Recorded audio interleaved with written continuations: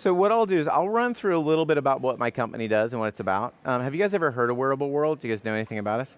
Very fantastic. This is going to be good. And then what we'll do is we'll drill down. We'll have a lot better Q&A. So first off, when we started, I mean, Wearable World is essentially, hey Renee, is essentially an end-to-end market platform. So I did a startup called Scout, which is about 100 million users now. It's one of the largest mobile dating apps in the world, so I had to go through the launch process of that. And then while I was at Alcatel, I launched several other products as well, and I learned that everything along this line, right, we call it the startup timeline, it's just a product timeline. And so the very beginning of this company, we wanted to own as much of that IoT, the beginning of that timeline, in a very small niche. We picked, yeah, I'll give it. Yeah, and so, no worries. And IoT is actually the niche that we pick, IoT and wearables. And we focused on these 5 different verticals, right? Smart cities, automotive and transportation, banking and finance. And this is the end result. Now, part of this end result is a little bit higher even now. So over the course of 2 years, we have 92 startups, over 140 founders. This is all follow-on capital after they met us. It's close to 95, almost $100 million raised the last 2 years. Our crowdfunding, we're 11 for 11, 6.2 million raised. And essentially, when you look at that, I mean, our funding rate of all of our startups, we don't actually give cash. They have a 90% funding rate. So, when I talked about owning that timeline and then specifically getting that, this is why our startups are moving so much more quickly than many of the other startups in the industry. It has everything to do with the process where we incorporate media and we incorporate events as part of our tool set where we help our startups and our entrepreneurs get better. This came out a little bit ago. It's, we got to find that guy and buy him a drink, whoever he is. If you know him, I want to send him presents. But essentially, Forbes listed us in one of the top 5 incubators around the world, not wearable and IoT incubators in general. So Y Combinator, 500. After only a few years and no fund, I mean, it's pretty interesting. All this shows is that IoT is such an emerging, moving industry, and we were just able to kind of tap into that with our platform. The platform that we added, which we can talk a little bit, is ReadWrite. Have you guys ever heard of ReadWrite Web? Very few people, right? So I acquired it earlier this year, and we bought it in order to get reach, in order to get attention, and also in order to own the audience. IoT, the audience was so Venn diagram, so much Venn diagram overlap with the ReadWrite audience. Our email database, over 4 million now. So if the overall industry is 20, you guys could get a good understanding of where we stand in terms of industry and everything. It's very, very important if you're going to run any type of ventures organization in the future to have direct relationships with media. We're just extremely embedded with our direct relationships with our media. And so let's get to the thing. That was just kind of the precursor for why I'm talking. I'll get through with the boring stuff now and get into what's really important. And it's this 4th industrial revolution that we're entering into. Every major internet company in the world is seeing this as being bigger than the internet. We've had conversations with Microsoft over the past 6 months. There's been around 2,000 IoT initiatives talked about from really large corporations. 2,000.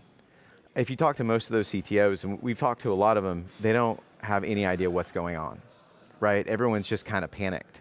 Worse than the internet. And we say things like, you miss mobile, don't miss wearables or IoT, and everyone's like, oh shit, we totally did miss wearables, mobile, everything, we're in trouble. So this was the industry overview we did when we first got started. I don't know if you guys have seen this. This is the first viral thing that Wearable World ever did. We had around 10,000 people look at this in the first day. 30 billion by 2018, that's insane, right? Unless you look at what they're saying next, it's 309 billion by 2020. This has all come out in the last year. And right now, everyone's saying it's around a $4 trillion opportunity. In reality, we laugh because typically analysts sell their work by upping the number each time they come out. It's oh, it's a new number, it's bigger. That's buy our paper, we were smarter. But really what's happened is everybody's realized this is so big and so changing and so groundbreakingly shifting, that there's not a quantifiable number that you can come out with it. And that's what an analyst just said to us last week. And so the next major report that comes out is people are going to say it's 11 trillion anymore, because 11 trillion is what McKinsey said, right? It's such a big market, we don't even know. So it's just fascinating, right? And so what is this market? I mean, what are the things that make it up, right? What's really important for wearables or IoT? The number one thing in this is the human interaction. Most of the products and most of the data and most of the value that we're going to see is going to actually come directly from interpreting and understanding human beings. Not getting your toaster to talk to your refrigerator, but more like getting your food company to understand if you feed your kid a candy bar, it tastes like crap, right? And not only does it just not taste like crap, it makes them feel like crap the rest of the day. And so we're moving into a really different sphere. We're going to start to understand how the things that we eat make us feel, how the things that we do, whether or not it makes us happy, how it affects long-term physical and mental, not just awareness, but health. And in the future, like wearables and IoT is the product of that. And so we get that from biometrics, we get that from EEG, we get that from galvanic skin response. Like these are all the different quantifiable things that happen from the confines of a human being that create data. And it's a significant amount of data. But what the promise of this is that we're going to be able to create loops of feedback and understanding between product provider, product deliverer, and end consumer of that product, so that we're constantly iterating our product more toward, you guys have heard of personalized medicine, right? We're moving into the age of personalized everything. From the candy bar to the food that you eat, all the way to the music that turns on the car when you sit down. We're going to be able to tune ourselves based on happiness, happiness is such a cheesy concept, right? I hate even saying it on stage, but really, like, we're going to be able to quantify those things. And when they're quantifiable and measurable, they will start to make their way into product and feedback. So the Internet of Things, sorry, that was all the wearable side. The Internet of Things is basically the infrastructure that pulls all this stuff together, right? It's the things that you can't see in the air. But what's really interesting is people will separate wearables and IoT. In reality, there's no real separation. You look at these are combined data sets, right? Of things that they all share in common. They share a set of APIs, they all leverage data, they're all built around things like context. The issues that they have is orchestration. One of the biggest issues that we have today in the industry is like orchestration. You guys remember like when you first got your mobile phone, it probably looked a little bit like bigger than this and you're like talking on it and everything. One of the biggest problems was talking from one network to another, getting these big technology devices to interact. One of the big problems that we're seeing in, that's a very big macro problem. They saw that with the giant server, right, that they would spend $35 million on. Wearables is tiny, right? And wearables have small, tiny, different little products where they interact in between each other. And what you're really trying to see is like, how do they orchestrate together to create an experience that is better than the unified solo experiences that people have today with technology. Right now, our technology experience is very one-to-one, right? It's very read only. Even Facebook is read-centric, right? Everything that you do on Facebook is very like one-to-one, right? And broadcast out, many see it, but it's not, many-to-many interaction, right? One of the hardest technological feats is getting multiple interactions between one person, right? So you want to think about like problems that we're seeing in the industry right now. Think about how hard it's been for Slack to scale. Have you guys heard about the scaling issues of Slack? Right? The reason why Slack has scaling issues is because Slack is read-write. I love it that publication has even named this, right? And what that means is that one person is actually communicating to, maybe it's 10 other people at the same time. And it's very different if you and I are talking, right? Or if we're all shouting together in a room and texting it all around. That takes a certain technological capability that we haven't even been able to breach our understanding on. So we're moving into an era where technology, is going to be so taxed in terms of scalability and growth that it's going to just blow our minds. How many of you guys know what a petabyte is of data? Right, a petabyte's big, right? It's bigger than, it's like 1,000 terabytes or whatever. But essentially, like, humanity had created, I think it's like just 1 petabyte of data up into like 2004, 1 petabyte of all of our knowledge there. We are going to consume a petabyte of data per person in the US in the next 2 to 3 years, right? A petabyte of data. We don't have a network that can sustain that load, right? We don't have concepts or storage capabilities to be able to deliver those things. But if you think about, and Akamai and I have had this debate, right? Akamai says that we're right in terms of a human petabyte. Alcatel-Lucent CEO and I had a really big argument about it. And the next weekend he was at his board meeting telling his board, we're going to have a petabyte of data. How do we get ready for this? We are going to be leveraging and using so much intense data based around emotion, based around health, based around like entertainment, right? And if you think about it, at first it's like, oh, how does that happen? We already probably spend about 20 gigs a year already, right? And you don't like watch all your TV, you don't watch your movies, nothing is in 4K UHD. But whenever you guys start to have a real, true, immersive 4K UHD experience, I'm not even talking about the sound. I mean, we're talking about HD quality sound too. You put those devices on, you're going to be leveraging probably 10 to 12 gigabytes per session, right? When you're loaded into AR, VR. Mind-blowing, changing, and the network will shift and change so much over the next few years in order to manage this.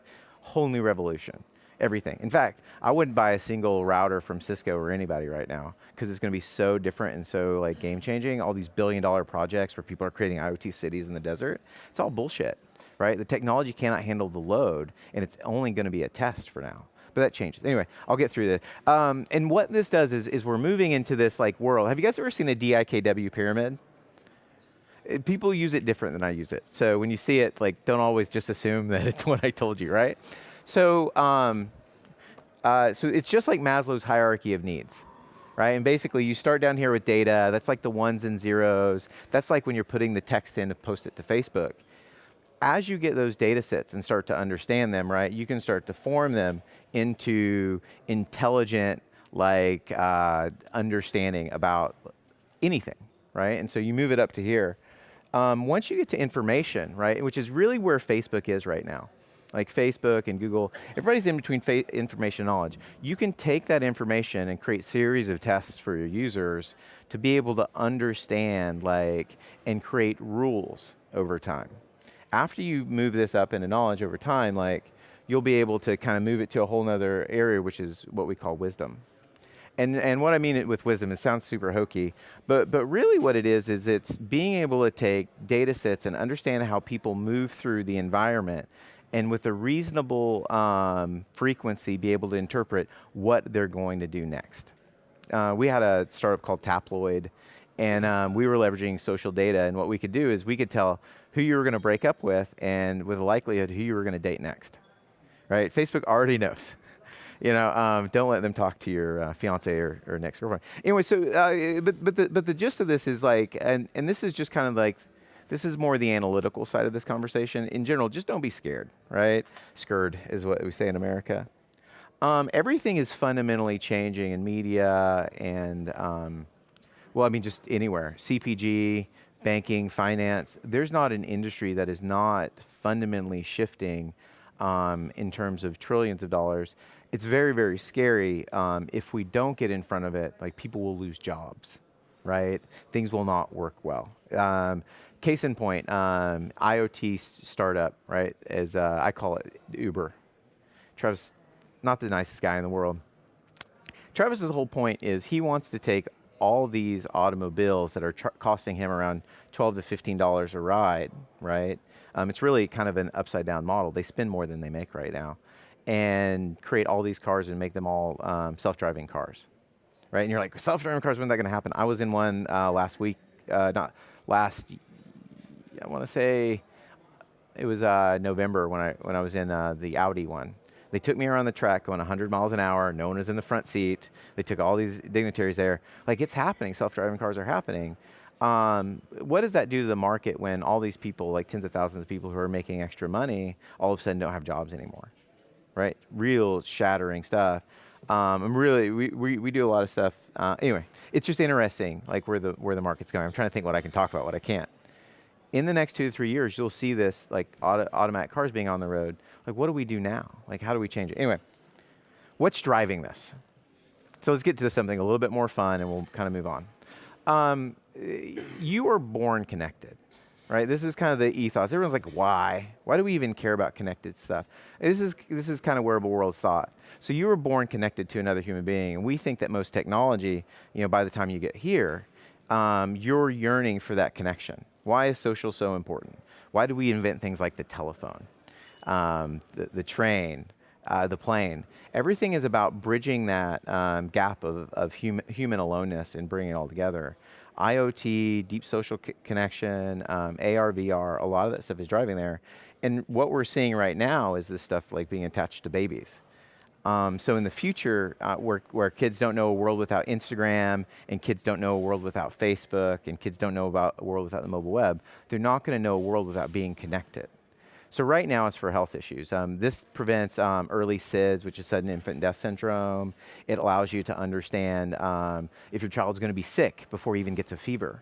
So we'll be able to stop our children from going to school spreading sickness, which is probably an ill effect. They should probably all get sick and great immunity, but whatever, right? We're also moving to a time where you're going to be able to understand the emotion of your child, right? You'll know when they're going to wake up, but you'll also understand that time when they eat a candy bar. Again, it goes back to this candy bar thing. And the rest of the day after they eat the candy bar, they feel really bad. It's one thing for a mother or a grandmother to tell mom, don't feed your kids sugar, right? Because it's bad for them. They laugh, Mom, you fed me sugar, no big deal, it continues. It's very different when you're confronted perpetually with this data that says if my kid eats this candy bar, he can't study, he feels bad, he's cranky the rest of the day, right? That is going to fundamentally change the entire sugar industry.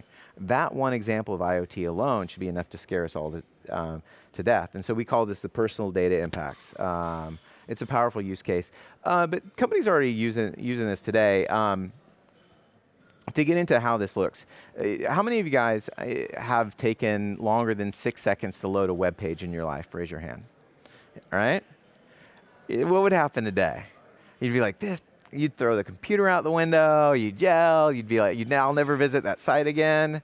How long does it take for you to get a message on your iPhone whenever you get a SMS or which you answer like 98% of the times in the first 98 seconds? Or how long does it take for you to get a notification from Facebook?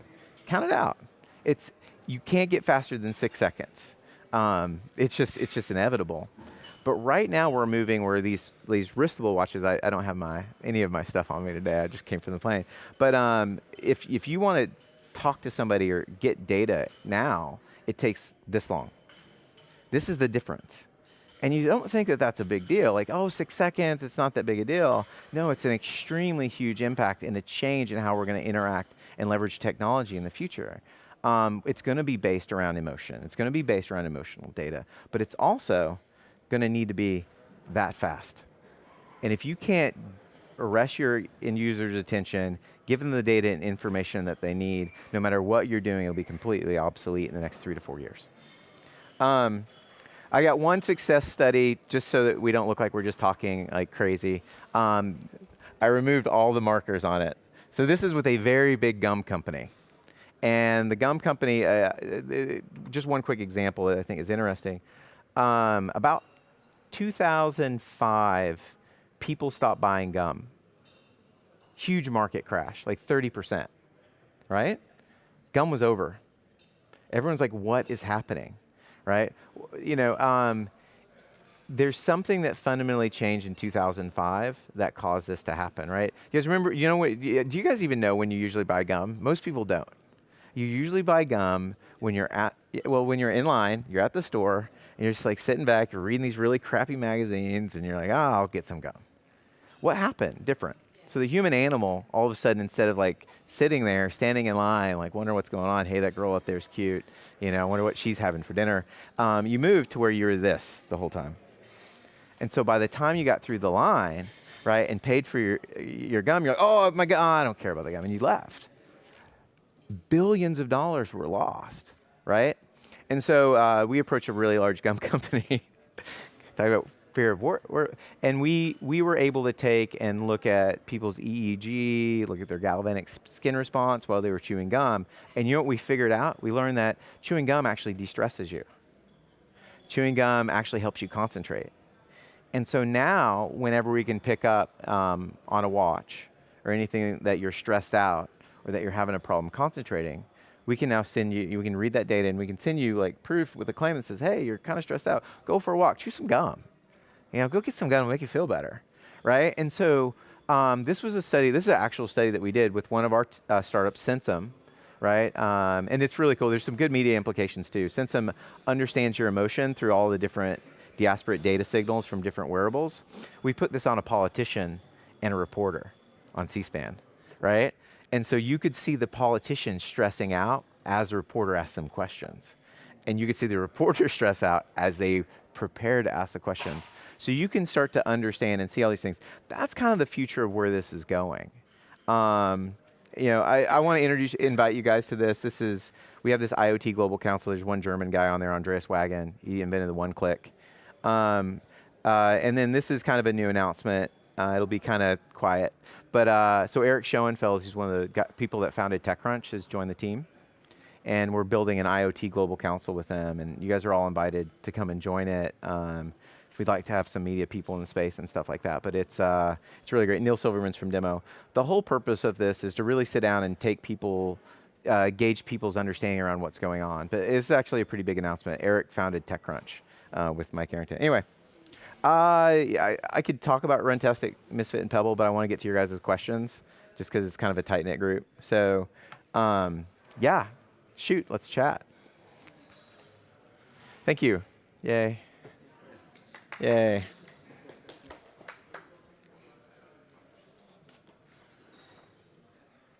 Yeah.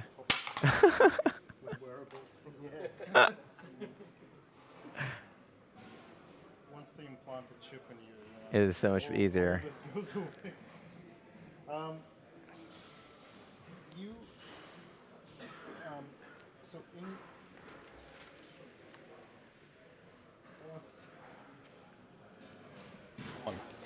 So in your previous life, I've mentioned that you have a corporate background, yeah. And in the corporate background, none of these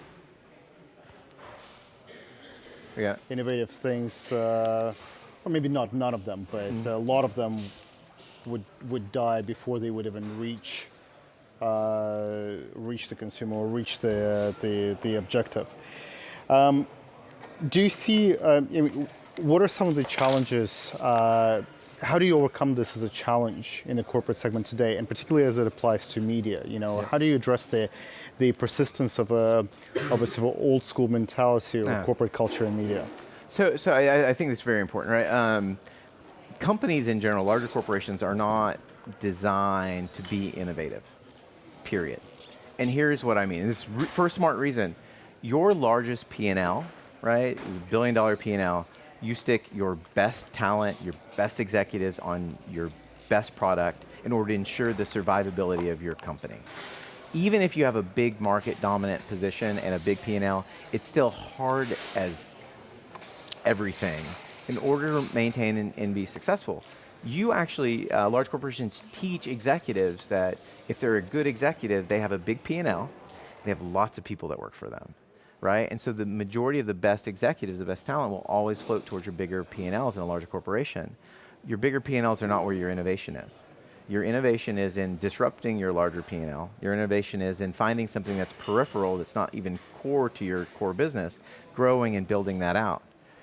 You cannot attract a top tier executive to an 8-person team with less than $1.5 million in funding every year. And guess what? The way how you get your funding is you go to the CFO group, you prepare a budget proposal. The CFO says, well, you're not going to make enough revenue for me to give you any resources. So you go back, you lie, you mark it back up. Yeah, we're going to do $40 million this year. And he's still like, that's not enough, man. Like, I'm not going to give you enough resources to deliver what you need. And so most innovation groups are actually less funded than most startups with less talented teams than those startups have. Has everything to do with how the balance within the larger confines of a P&L is created. And so it's very, very tough. I was a VP of innovation at Bell Labs, right? I mean, I know how hard it can be, big French company, all these other things. What you have to do is you have to figure out how to bifurcate and create a partnership, almost a JV, if you want to do something innovative. I think there's a lot of ways to do it, but like in general, like innovation is very tough internally in a large corporation. So, Does anybody have any questions before I get to the next one? Yes, hi. You touched upon it quite briefly, privacy issues.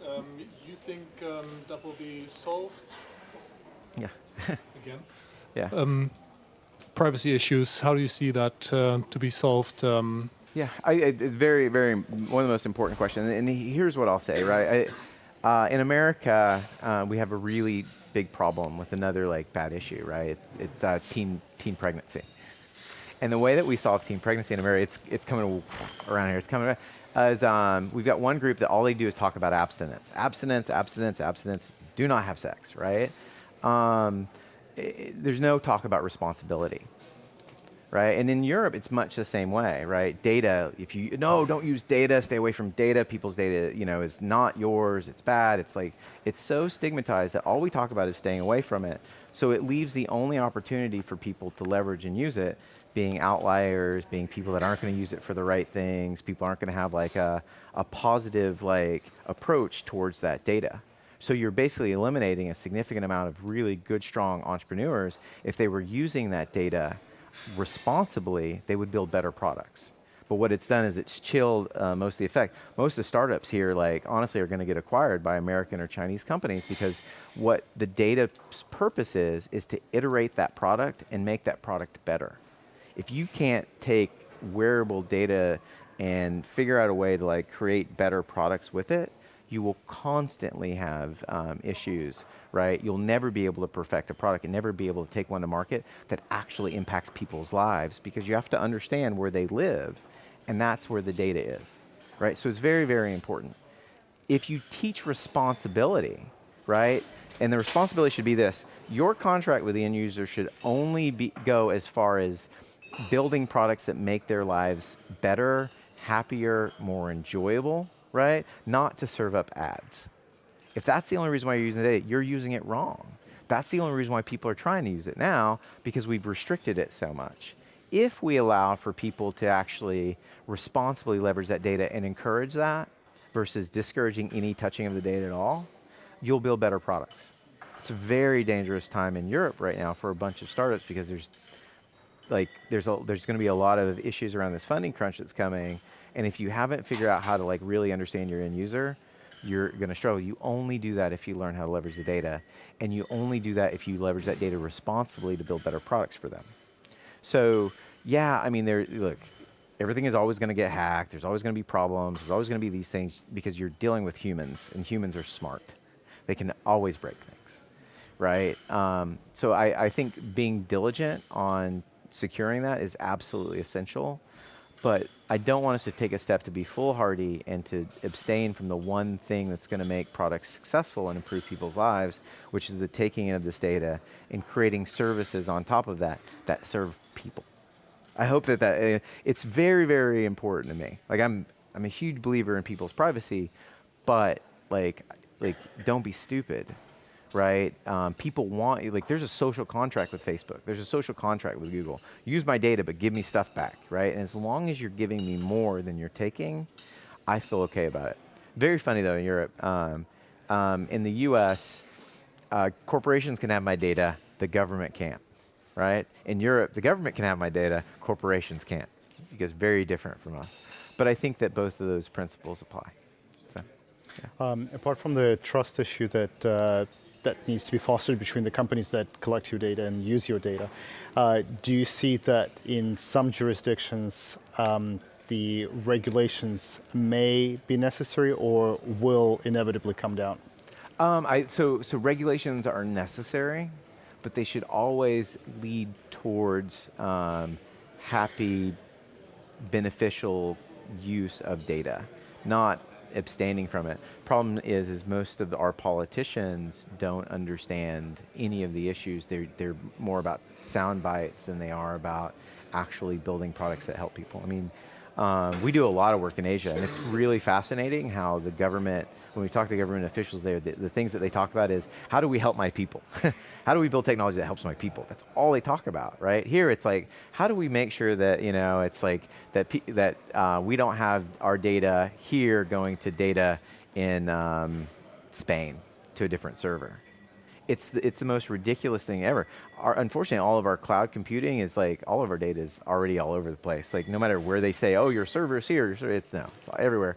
But what's really going to be insane about it is we're moving to a distributed model of, so the only networks that are going to work in the future are these mesh networks, really cool stuff. And we can talk a little bit about mesh, but pieces of everybody's data is going to be on every mesh node everywhere. Right, they're going to spread all this data out, and it's already going to kind of be, your data is going to be ubiquitously out there. There's nothing that I think anyone's going to be able to do with it because of the constructs where I said like, it's a lot of data, really big petabytes and everything else like that. The only way that I think that this works is through mesh networking, which is going to spread your data everywhere. It's going to be really crazy, but you're going to have a choice. Do you want to be able to know whether or not you're going to have a heart attack and like all these different health issues about you in the future? Or are you going to want, or are you going to just want to be in the dark? Because you'll either have your data everywhere, unfortunately, right? Because I don't think there's going to be any other thing that's going to be there. So the choice is, do you want to know and prevent health issues and everything else like that, or do you just not want to? Because I don't think that how the networks are going to be made up, it's going to be possible to not have your data out there in certain stance. Encrypted, tough to get with, blah, blah, all that'll be there, but it'll just be very disparate around. So does that mean that the onus is on the tech segment to communicate these benefits to the consumers at large and basically have the consumer revolution driving that, the need for that change? Yeah, right? it should be communicatively driven. Yeah. And it's like, okay, here are all the benefits, right, over here. You're going to know all these things, and it'll be really super helpful for you. You can opt in, or you cannot opt in, right? And you don't get any of those things, right? It's going to be it'll be a trade. And I think everyone's going to look at that, and they're going to be like, well, some people won't want their stuff out there. There's still those people that live off the grid.